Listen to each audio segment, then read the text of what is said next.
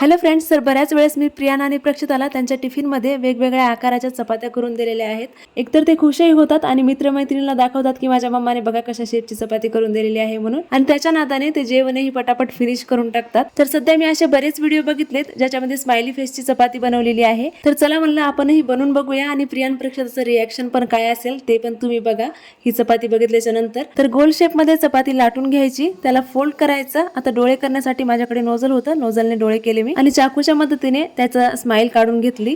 एकदम सरळ एक रेष आणि थोडीशी तिरपी एक रेष अशी काढायची. तर तयार आहे स्माइली फेसची चपाती. दोन्ही साइडने छान अशी भाजून घ्यायची आहे. आता प्रियान प्रक्षिताचं रिॲक्शन आपण बघूया काय असणार आहे याच्यावर. तर कशी